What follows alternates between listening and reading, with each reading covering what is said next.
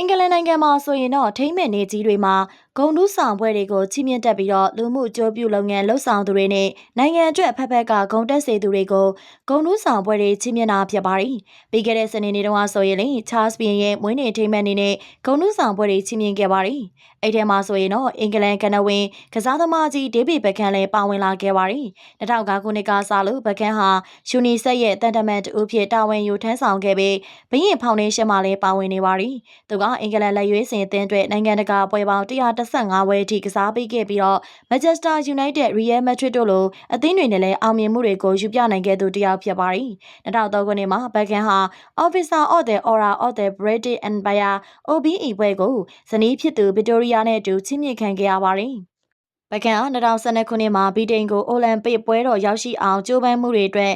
စာပွဲရဖို့နှိစက်ခဲ့ပါသေးတယ်။ဒါပေမဲ့အခွန်ရှောင်းနဲ့ဆွဆွဲချက်တွေရှိခဲ့လို့ဆိုင်းငံ့ခံခဲ့ရပြီးအခုလက်ရှိ2025ကျမှပဲစာပွဲရလာခဲ့တာဖြစ်ပါတယ်။ဆက်လက်ပြီးတော့မိထီလာမြို့နယ်ကသုံးတန်းကျောင်းသူလေးကိုတပ်ပြီးတော့ရွှေနဂတ်လူယူခဲ့သူတွေဖမ်းမိတဲ့အကြောင်းတင်ဆက်ပေးမှာဖြစ်ပါတယ်။မိထီလာမြို့နယ်ကွက်ငယ်အုပ်စု